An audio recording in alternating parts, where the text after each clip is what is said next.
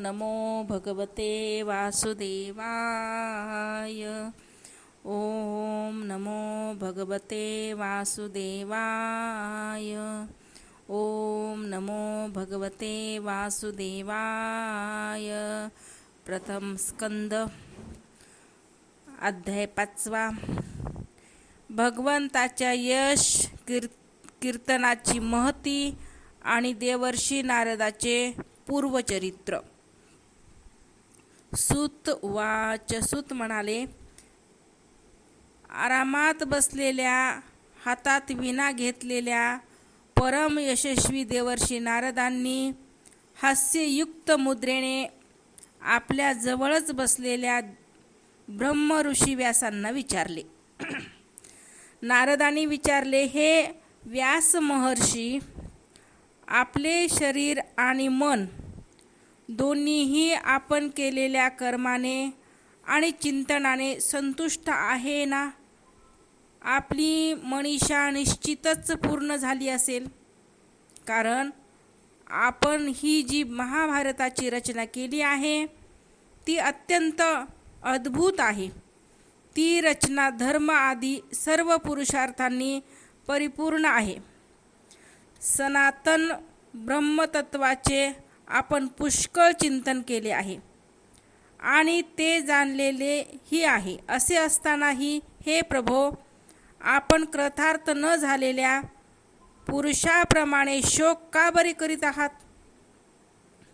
व्यास म्हणाले, आपण माझ्याबद्दल म्हणालात ते सर्व खरं आहे. असे असूनही माझ्या मनाला समाधान नाही.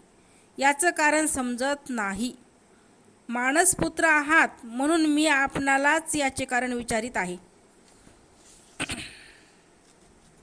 त्यावर आपण सर्व गुप्त रहस्य जाणता, कारण आपण त्या पुराण पुरुषाची उपासना केली आहे की जो प्रकृती आणि पुरुष अशा दोन्हीचा स्वामी आहे. स्वतः निसंग राहूनही केवळ आपल्या संकल्पनाने गुणाच्या द्वारा या सृष्टीची उत्पत्ती, स्थिती आणि प्रलय करीत आहे. आपण सूर्याप्रमाणे तिन्ही लोकात भ्रमण करत असता. प्राणवायूसारखे सर्वांच्या अंतःकरणाची साक्षी आहात. मी नियम पालनाच्या द्वारा परब्रह्म आणि शब्दब्रह्म या दोन्हींचीही पूर्णपणे प्राप्ती करून घेतली. माझ्यामध्ये जी उणीव आहे ती आपण मला सांगावी. एवढं करूनही मला समाधान प्राप्त झालेलं नाही. असं व्यास महर्षी बोलल्याच्या नंतर नारद मुनी म्हणतात, आपण बहुधा भगवंताच्या निर्मल यशाचे गुणगान केले नाही. मला असे वाटते की ज्यामुळे भगवंत संतुष्ट होत नाहीत असे शास्त्र किंवा ज्ञान अपूर्ण आहे. मुनिवर्य, आपण धर्म आदी पुरुषार्थाचे जसे निरूपण केले आहे तसे भगवान श्रीकृष्णाच्या महिम्याचे निरूपण केले नाही. ज्या रसभावाला भाव अलंकारांनी युक्त अशाही वाणीने जगताला पवित्र करणाऱ्या भगवान श्रीकृष्णाच्या यशाचे वर्णन केले नाही. तर अशी वाणी म्हणजे कावळ्यासारखी ज्या ठिकाणी उष्टे पदार्थ फेकून दिले जातात तशी अपवित्र मानली जाते. मानस सरोवरावर विहार करणाऱ्या हंसाप्रमाणे ब्रह्मधामात रममाण होणारे भगवत चरणाचे आश्रित परमहंस अशा रचनेच्या ठिकाणी रममाण होत नाहीत. या उलट जी रचना दूषित शब्दांनी भरलेली आहे, परंतु जिचा प्रत्येक श्लोक भगवंताच्या सुयश सूचक नामांनी भरलेला आहे, तीच वाणी लोकांच्या सर्व पापाचा नाश करत असते. कारण सत्पुरुष अशाच वाणीचे श्रवण, गायन आणि कीर्तन करतात. मोक्षप्राप्तीचे साक्षात साधन असलेले निर्मल ज्ञान भगवत भक्ती विरहित असेल तर ते तितकेसे शोभत नाही. तर मग जे साधन आणि सिद्धी अशा दोन्ही अवस्थेत नेहमी अमंगल असते ते काम्य कर्म साधन आणि जे भगवंताला अर्पण केले नाही असे अहेतुक देखील कर्म तरी कसे बरे शोभेल? व्यास महर्षे, आपली दृष्टी अचूक असून कीर्ती पवित्र आहे. आपण सत्यवृत्ती आणि दृढवृत्ती आहात. असे असल्याने आपण समाधीच्या योगाने संपूर्ण जीवमात्रांना बंधनमुक्त करण्यासाठी अचित्य शक्ती भगवंताच्या लीलाचे स्मरण करा. जो मनुष्य भगवंताच्या लीला व्यतिरिक्त दुसरं काही सांगण्याची इच्छा करतो, तो भेदबुद्धी मनुष्य त्या इच्छेने निर्माण केलेल्या अनेक नामरूपाच्या फेऱ्यात सापडतो.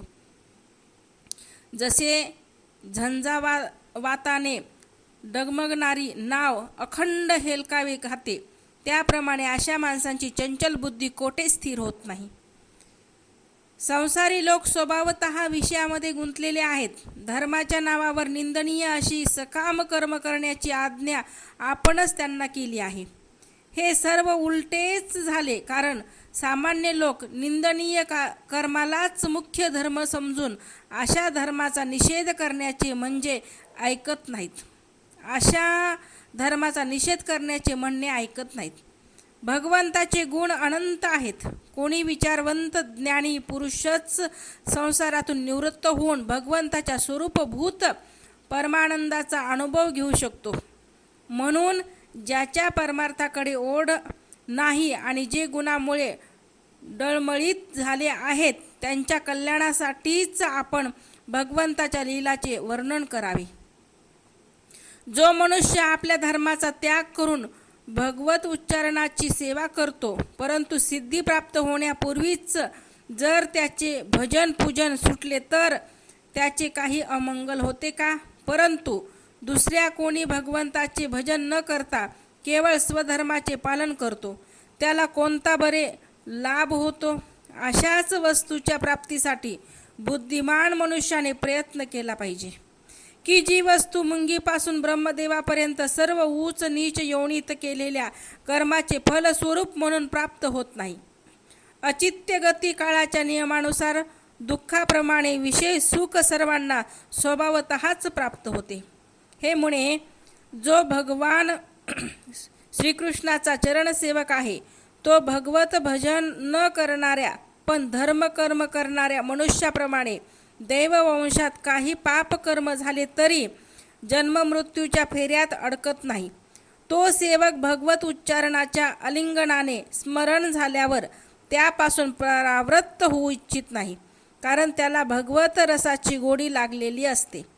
ज्याच्यापासून या जगताची उत्पत्ती स्थिती आणि लय होतो, ते भगवंतच या विश्वाच्या रूपाने आहेत. असे असून ते त्यापासून वेगळे आहेत, ही गोष्ट आपण जाणत आहातच. तरीसुद्धा मी आपल्याला या गोष्टीची आठवण करून दिली आहे. आपली दृष्टी अचूक आहे. आपण हे समजून घ्या की आपण पुरुषोत्तम भगवंताचे कला अवतार आहात. आपण अजन्मा असूनही जगताच्या कल्याणासाठी जन्म घेतला आहे. म्हणून आपणच विशेष करून भगवंताच्या लीलाचे वर्णन करावे. विद्वानाचे म्हणणे असे आहे की मनुष्याने केलेले तप, वेद अध्ययन, यज्ञाचे अनुष्ठान, स्वाध्याय, ज्ञान आणि दान यांचा एकमेव उद्देश हाच आहे की पुण्यकीर्ती श्रीकृष्णाचे गुण आणि लीला याचे वर्णन केले जावे. हे मुने, मागील कल्पातील माझ्या पूर्वजन्मी मी एका वेदसंपन्न ब्राह्मणाच्या दासीचा मुलगा होतो. असं नारद मुनी पूर्व वृत्तांत आपला सांगत आहेत. एका पावसाळ्यात काही योगीजन तेथे चतुर्मास व्यतीत करीत होते. लहानपणीच मला त्यांची सेवा करण्यास सांगितले. मी जरी लहान होतो तरी पण कोणत्याही प्रकारच्या खोड्या करीत नसे. इंद्रिय माझ्या अधीन होती. खेळण्या बागडण्यापासून मी दूर होतो. त्यांच्या आज्ञेनुसार त्यांची सेवा मी करीत असे. मी फार कमी बोलत होतो. माझे हे चांगले वर्तन पाहून समदर्शी असूनही त्या योग्यांनी माझ्यावर अनुग्रह केला. त्यांची परवानगी घेऊन त्यांच्या पात्रातील उरलेले अन्न मी दिवसातून एक वेळ खात असे. त्यामुळे माझी सर्व पापे नाहीशी झाली. अशा प्रकारे त्यांची सेवा करता करता माझे हृदय शुद्ध झाले आणि ते लोक जे भजन पूजन करीत असत त्यात मला गोडी वाटू लागली. त्या सत्संगात लीला गायन परायण महात्म्यांचा अनुग्रह झाल्याने मी दररोज श्रीकृष्णाच्या मनोहर कथा ऐकू लागलो. श्रद्धापूर्वक एक एक कथा ऐकत गेल्याने प्रिय कीर्ती भगवंताविषयी मला प्रेम वाटू लागले. हे महामुनी, जसजशी मला भगवंताच्या विषयी ओढ वाटू लागली तशी त्यांचे ठिकाणी माझी बुद्धी स्थिर झाली. या स्थिर बुद्धीमुळे या संपूर्ण कार्यकारण रूप जगातला असूनही मी माझ्या परब्रह्म स्वरूप आत्म्यामध्ये ही माया आहे अशी कल्पना करू लागलो. अशा प्रकारे वर्षा आणि शरद या दोन्ही ऋतुकालात ते महात्मे दिवसातून 3 वेळा श्रीहरीच्या मंगलमय यशाचे कीर्तन करीत होते आणि मी ते प्रेमभराने ऐकत असे. त्यामुळे चित्तातील रजगुण आणि तमगुण नाहीसे करणारी भक्ती माझ्या हृदयामध्ये उदय पावू लागली. मी प्रेमळ आणि विनम्र होतो. त्याच्या सेवेने माझे पाप नाहीसे झाले. माझ्या हृदयात श्रद्धा होती. मी इंद्रियांचा संयम केला होता. तसेच मी त्यांचा आज्ञाधारक होतो. ज्या गुह्यतम ज्ञानाचा उपदेश स्वतः भगवंताने आपल्या मुखाने केला होता ते ज्ञान त्या दीनवत्सल महात्म्यांनी कृपाळू होऊन तेथून जातेवेळी मला दिले. त्या उपदेशामुळेच या जगताचे निर्माण भगवान श्रीकृष्ण माझ्या मायेच्या त्या प्रभावाला मी जाणू शकलो. जे जाणल्याने भगवंताच्या परमपदाची प्राप्ती होते. हे ब्राह्मण, पुरुषोत्तम भगवान श्रीकृष्णांना सर्व कर्म समर्पित करणे हेच संसारातील त्रिविध तापावर एकमात्र औषध आहे, हे मी आपणास सांगितले. प्राण्यांना ज्या पदार्थाच्या सेवनामुळे एखादा रोग होतो त्याच पदार्थाची चिकित्सा करून त्याचा प्रयोग केल्यावर तो रोग नाहीसा होत असतो. याप्रमाणे जरी मनुष्याची सर्व कर्म त्याला जन्ममृत्यूरूप संसार चक्रात अडकवितात तरीसुद्धा जर ती कर्म भगवंतांना समर्पण केली तर त्याचे कर्मबंधन नष्ट होते. या लोकी जे शास्त्रविहित कर्म भगवंताच्या प्रसन्नतेसाठी केले जाते त्यापासूनच पराभक्तियुक्त ज्ञानाची प्राप्ती होते. त्या भगवत प्रीत्यर्थ केल्या जाणाऱ्या कर्ममार्गावर भगवंताच्या आज्ञेनुसार आचरण करीत लोक वारंवार भगवंताचे गुण व नामाचे संकीर्तन करीत त्याचे स्मरण करतात. प्रभो, भगवान श्री वासुदेवांना माझा नमस्कार असो. आम्ही आपले ध्यान करतो. प्रद्युम्न, अनिरुद्ध आणि संघर्षण यांनाही नमस्कार असो. या प्रकारे जो पुरुष भगवंताच्या मूर्तीच्या नामाद्वारा मंत्राखेरीस वेगळी मूर्ती नसलेल्या मंत्रमूर्ती भगवान यज्ञ पुरुषाचे पूजन करतो त्याच वेळी ज्ञानपूर्ण आणि यथार्थ आहे. ब्रह्म महर्षी, मी जेव्हा भगवंताच्या आज्ञेचे याप्रमाणे पालन केले तेव्हा हे जाणून भगवान श्रीकृष्णांनी मला आत्मज्ञान, ऐश्वर्य आणि आपली भक्ती प्रदान केली.